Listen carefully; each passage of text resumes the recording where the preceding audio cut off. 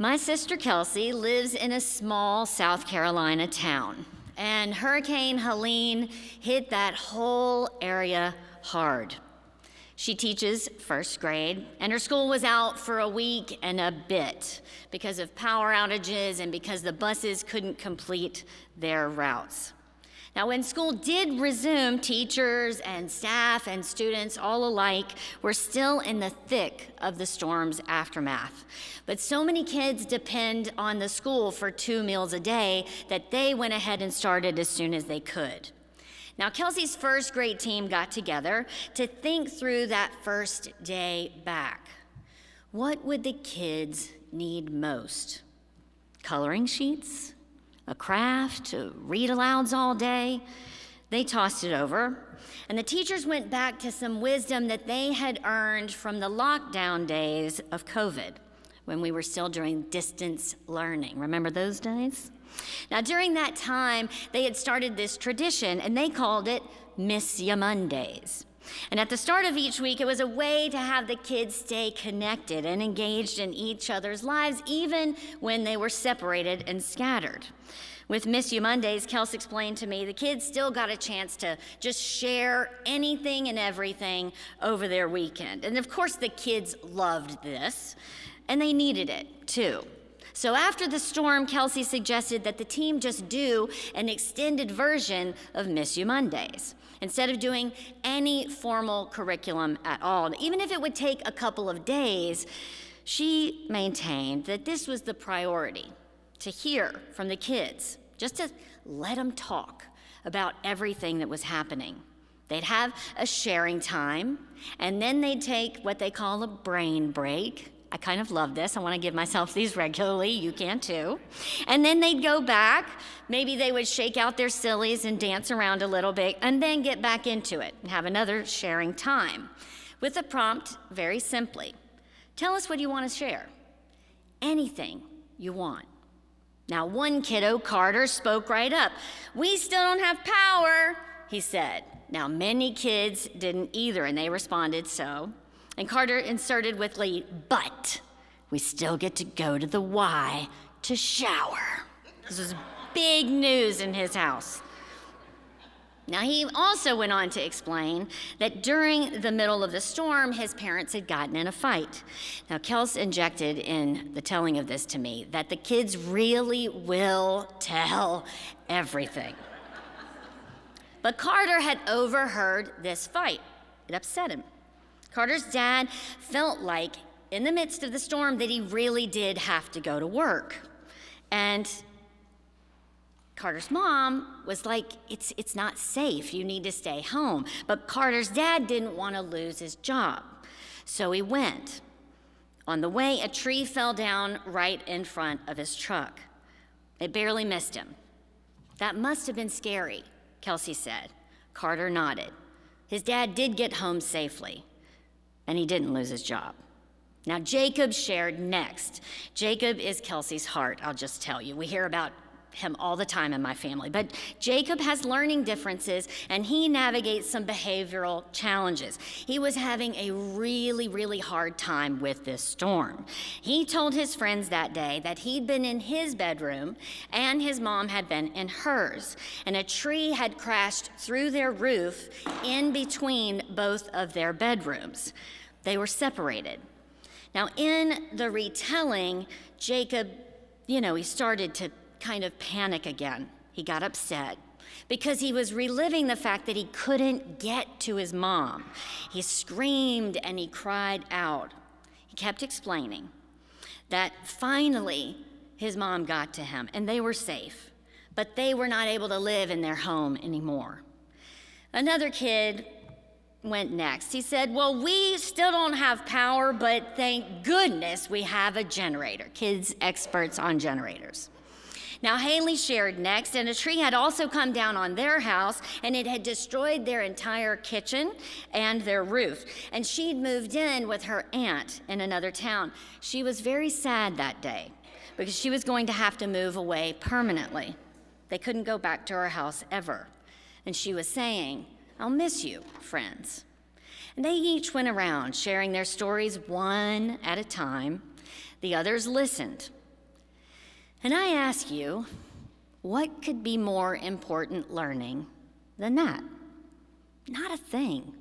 I don't think a single thing.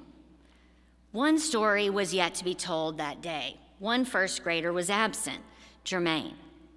The school was trying to locate him and his dad. They'd been living in a hotel shelter, and after the storm, the health department had condemned it, so they were forced to couch jump from one place to another. The absence of his story sounded loudly among the class, but the kids and Kelsey, they got to worry about Jermaine together, and that mattered too. This sharing of stories was crucial for so many reasons. One was that the kids, they got to put into words what was happening. It helped them kind of get a handle on all of this chaos, to start to make some sense of everything. But they also got to listen to how other people were doing. And in this listening, they realized that they weren't alone in this struggle. It eased their worry, even just a bit. It eased their fears because they were sharing in this together.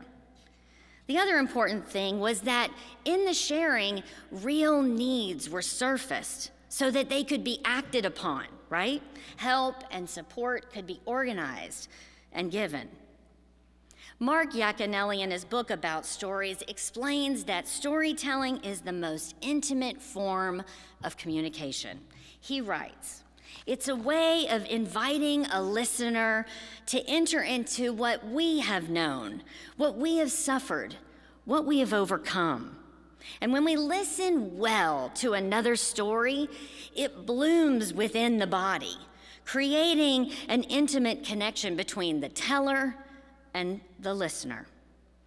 Now, I bet that we have each felt this when someone has shared a bit of themselves or their story with us. Maybe as they spoke, your eyes welled with tears when they recalled a sadness or a pain.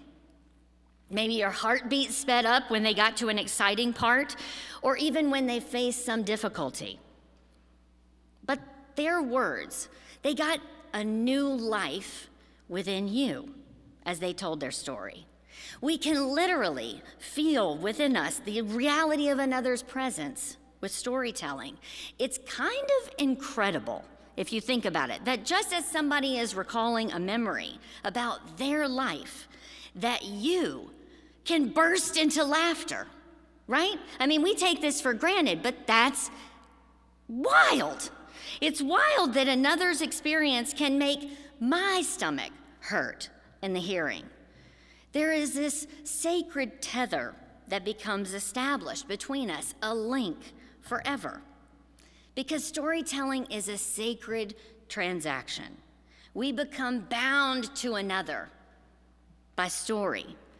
It's utterly beautiful if you think about it. So this Advent, we're going to give each other the gift of story. And we'll engage in the sacred acts of listening and sharing. And in both of those things, we'll become bound one to another. It does seem like the right thing to do in a season when we prepare for God to come oh so near to dwell among us. We get to draw near to one another.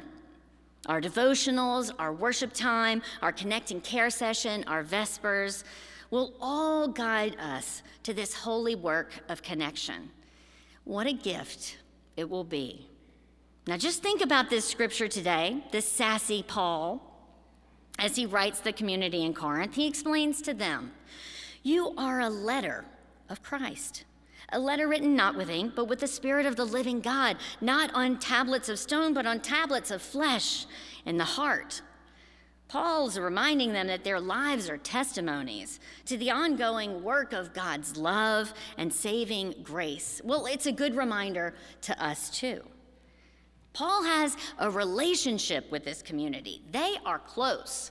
More than any other community, Paul stayed in contact with Corinth. In good times, in bad times, he stayed connected, visiting when he could and writing letters when he couldn't, sharing about his life and learning, and then listening to theirs. So they held on to that connection and they depended on it when the challenging times came, and they did. They held on to that sacred tether.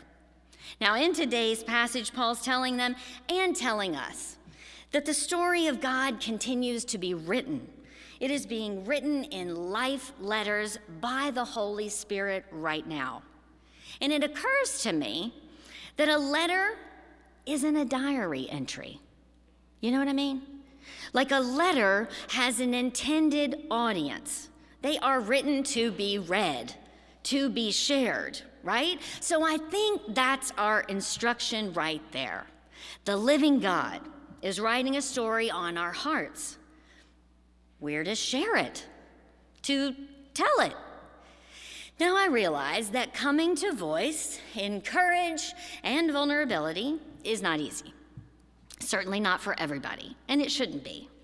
But we know how to do it, right? We know how to do it, just like those first graders with no training whatsoever. We can work to get better at it too. We can build our trust in others, and we can build the assurance of ourselves. We can do that. But I think we might need a little more help when it comes to the listening part. You know what I mean? That seems the harder bit. Poet Anne Tannum offers some insight into practicing intentional and generous listening. She identifies it as an art. Listen as her poem offers us some truth about what listening is and is not. She says, I'm not talking about a half-hearted following the words but not the meaning type of listening that only uses one ear and the occasional, oh, I see. That type of listening you come across every day of the week. No, what I'm singing my hymn of praise to is a higher form of communication altogether. I'm talking about employing all the tools at our disposal, 2 ears, 2 eyes, the heart, the gut, that place inside where compassion and empathy lie. I'm talking about a whole body receptor tuning into what the speaker is saying, not just to their voice, but to the silence when they pause to search for a word, their eyes and body speaking eloquently on their behalf. Someone takes the risk of releasing the truth of who they are into the care of another. And miracle of miracles, the other reaches out with both hands, cradles that truth, blesses it with acceptance, and folds it into acknowledgement, and tenderly gives it back into the care of the one who gave it life. Now that type of listening is rare. It's an art form, a sculptured moment of connection, inviting us to come inside and be astonished at what the heart can hold. Friends, our times, they are grim, and the shadows of uncertainty surround us. They even obscure a clear path forward. But we do not face it without tools of the light. Each time we open our hearts and entrust a bit of ourself to another, hope sparks to life. Each time we listen with care and compassion, testing how much our heart can hold, warmth and tenderness are ignited within us, yes, but also around us. And we can follow that light to forging a closer connection between each other and back to God, because we need that. We need that. Now, there are so many reasons that we don't listen, or that we don't listen closely enough. We cut people off. We jump into another person's narrative. We think we just don't have time.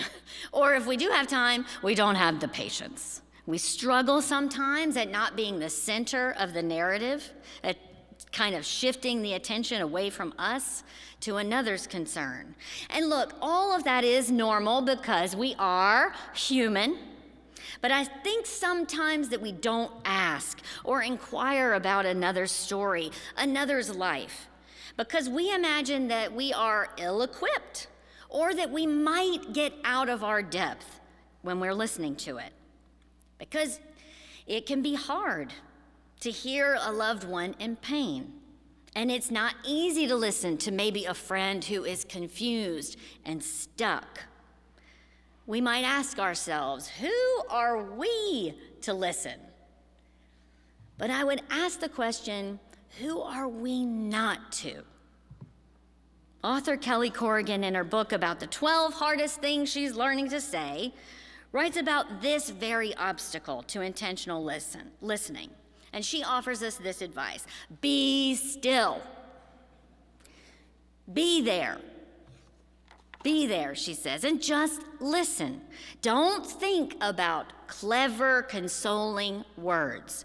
Don't worry about coming up with next steps. Don't insert yourself. Just be present and simply stay there. Ask, tell me about it. All you have to convey is, I want to hear. We have everything we need to share our stories, and we have everything we need to receive the stories of others. We've got open hearts, and we've got this longing to connect. And we believe, don't we, that each person matters, so their stories do too. We've got all of this. And this Advent, let's just share ours. That'll be our collective project. Let's talk with each other about the stuff of our lives. So when you get a chance, ask somebody, tell me your story of the worst holiday you've ever had. Maybe ask somebody else, what's the story of your best kiss? That'll be a good one. Ask someone, how do you hold on to your faith when everything in the world tests it? Ask somebody else, tell you a story of how they overcame. Listen. Ask somebody else to tell you a story that makes them bend over belly laughing. And then ask somebody else to tell you a story that still has them crying. Ask, what's God doing in you?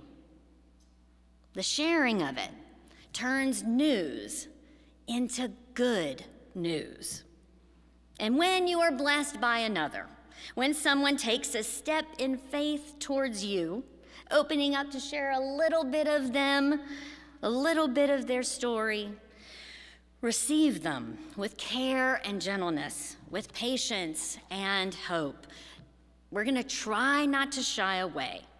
And if you need to use words, we're going to try this phrase. It's simple, and it will be enough. Tell me more.